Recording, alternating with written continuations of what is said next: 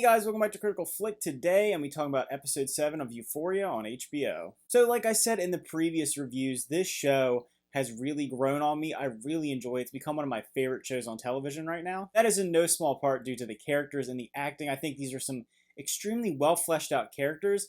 And like I've said before, I think the intro to each episode giving you a little deep dive into a character is executed really well, and in this episode we see Cassie. So you're seeing how Cassie was raised, you see how her family ended up being split up, her father's in an accident, becomes a drug addict, and you're kind of seeing where her deep-seated issues with men come from. You see her inability to be satisfying to men, her wanting to go out there and do anything she can do, even if it's a detriment to herself, definitely seems to be coming from her relationship with her father. And I think that adds a little depth to the character. You've always seen that she's struggling with her and McKay and her and other men and feeling that she needs to be very hypersexual with herself.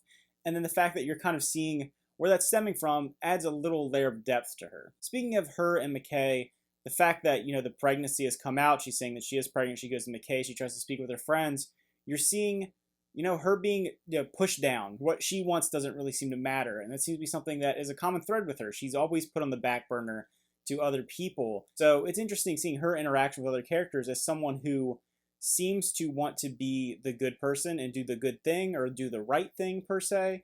But yeah, it's really interesting to see that part of her character in particular. Another thing this show has done really well that I didn't love when the show first started is it goes to this hyper reality or breaks the fourth wall multiple times. And they do that a lot in this episode in particular. I thought it was executed really, really well. I think Zendaya's performance was excellent. When they cut to the part of her being a detective, it adds a little bit of levity and does it in an artistic way where you're seeing that this character is going from a very, very depressed state to very manic, dealing with almost bipolar issues. It handles it in a way that's interesting and compelling and doesn't come off as really stupid or doesn't come off as really tied down. It really added a lot. I really enjoyed that part of the episode. And like I said with her character, I don't think I've ever seen on television or maybe even in movies where you have a character that's dealing with depression and dealing with manic depression, going from being in a really euphoric, crazy state to a really, down, doesn't even want to get out of bed state. I've never seen it handled that way. The fact that they kind of go through the difficulties and the nuances of being depressed. It doesn't feel clinical. It feels very relatable. It feels very understandable. I myself have never dealt with depression, but it's something that maybe I couldn't understand. Something that when you read it in a book, you don't fully understand what someone's going through. But this character in the story writing made it feel very understandable. You're seeing her struggle to even get out of bed, struggle to even go to the bathroom. All she wants to watch is reality TV, and even when that loses its appeal, she doesn't want to think, she doesn't want to do anything, she just wants to just waste away. And I thought that was really powerful. Her even struggling to go to the bathroom, struggling to get out of bed was definitely something that I haven't really, seen in this way on television. And like I said, the manic side, when she's going around, she's talking, she's pretending she's Morgan Freeman in a detective situation, they're so vastly different. And I thought the performances between the two were so excellent. I think Zendaya has been top notch in this series. I mean, it's really incredible, honestly. I didn't know her a lot before this series. I knew she had been on other shows, and obviously I knew her from Spider-Man as well. But, I mean, she is just great. Also, another thing this episode does really well that I think that the show and as a whole has done well for the most part is it gives you those little family moments or those little friendship moments that feel very heartwarming and very understanding when you have all this crazy stuff going on. Obviously, the show, a lot of people say, how do I relate to this? It's so insane. Who grows up in these high schools, grows up in these situations? But the answer to that is it really is a hyper reality. It's not really supposed to be, in my opinion, taken as this is, something that reflects the average person. It's showing people that are put in really drastic situations, people that are really disenfranchised, are different to the norm, and how they deal with that, how people deal with loss of a parent, a splitting up of a family, maybe having a different sexuality.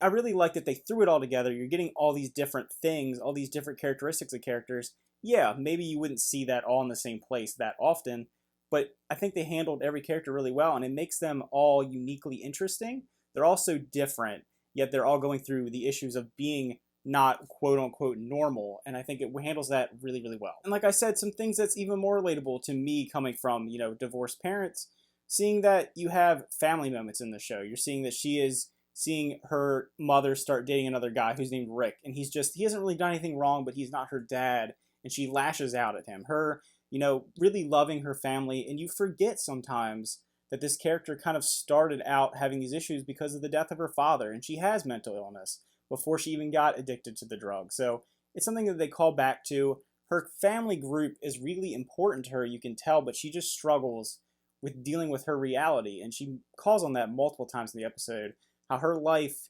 is just stuck in this loop, this benign loop that doesn't matter. And it just, I thought that was really, really like gripping, that whole aspect of her character. Obviously, you're seeing Jules and Rue deal with their depression in two very different ways. Like you see Rue going into her manic state and her just wanting to lay in bed state. And then you see Jules go back to her old friends and where she came from and going into almost total self-destructive mode, just taking bunches of drugs and hallucinating and, you know, being with random people that she doesn't really know. And she's obviously struggling, and it's just her way of dealing with it. They deal with it in two very different ways. But then at the end, you see that they want to come together and fix this. And I think that their relationship is really, really key to this whole series. I think how they handle that is going to be really difficult because I like the two characters together. I think that they work well together, and I hope that they will work on that and they will build on that because I think it's a very compelling aspect.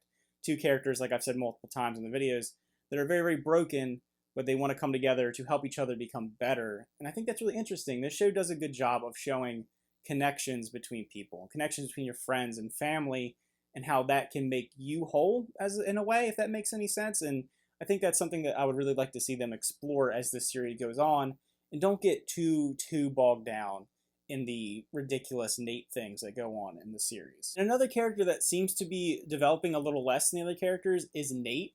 I want to know what's going on in his head. I think we get glimpses into it, but a character I can't relate to as much, a character I can't kind of like get into what he's thinking. He's very stoic, and I know that's his character. And someone had mentioned that, you know, there's people like this, someone who's a sociopath, a very high functioning intellectual person that, you know, maybe necessarily doesn't care what their actions do to other people, but he seems to really care about what's going on with him and Maddie.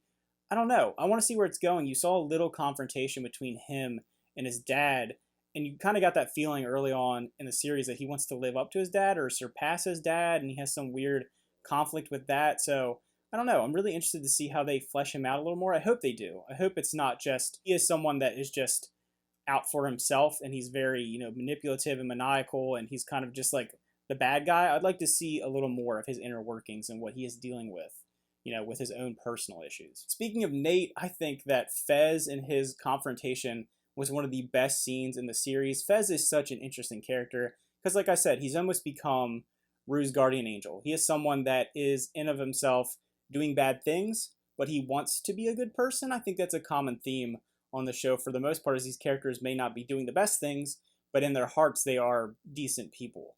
So seeing him stand up for Rue and trying to, you know, be the person that he says he's going to be, kind of walk the talk, if you would say. Nate goes up to him, you know, saying that, oh, you're a drug dealer, you're nothing, what do you think you are? You think you're Scarface, you think you're going to, you know, live in a mansion? And he's just like, no, I just want to protect my friends and protect my family. And I think he knows what he's done wrong, and he almost tries to repent from it. You even see him dealing with his supplier, saying he doesn't want to push all these drugs. He doesn't want to be a big-time drug dealer, and maybe even feel that he wants to get away from it. You see moments, very heartfelt moments, with him bathing his grandmother, and you know that he's doing it to help her, and maybe he wouldn't be doing it if he wasn't in the situation. So I think he's a really compelling character, and I hope we get to see more going forward with him. Another aspect of the show that's really shined for me in particular is the cinematography and the stylization of the way they shoot things. I thought we had some really, really cool shots in this episode, particularly when Jules is in the club and all that's going on. You're switching back and forth between all the different characters that she's interacting with or, you know, hallucinating. I thought the way they shot the scenes with Rue as a detective really interesting. I like that. I like that they captured that manic, you know, her just zaniness of bouncing around and dealing with that manic state. And then you go to the very slow and just drawn out things of her being laying in bed and just struggling. It even goes internally what she's dealing with. I think the cinematography and, like I said, the stylization is really key on the show, and it adds a little special element that makes it feel different than a lot of things you see on television. The score and soundtrack, as always, have been excellent. I think this is another example of where it really sets the tone for the episodes and sets a tone for the characters and even the situations they're in. Like I said, with Rue's a prime example, when you see the manic and the depressive, the different styles of music that they choose, the kind of swelling things that feel you like you're building towards something, especially with Jules and the club. All right, guys, so I don't want to dive in anymore. There's so much to talk about. I don't want to just drag on forever about this, but what is your favorite thing about this show? I think that's something that I like to keep talking about, is what characters and what storylines do you find the most interesting? Because there is so much going on. I feel like I don't have the time to touch on everything. And like, what would you like? Maybe what would you like me to discuss, or what would you like to discuss in the comments below?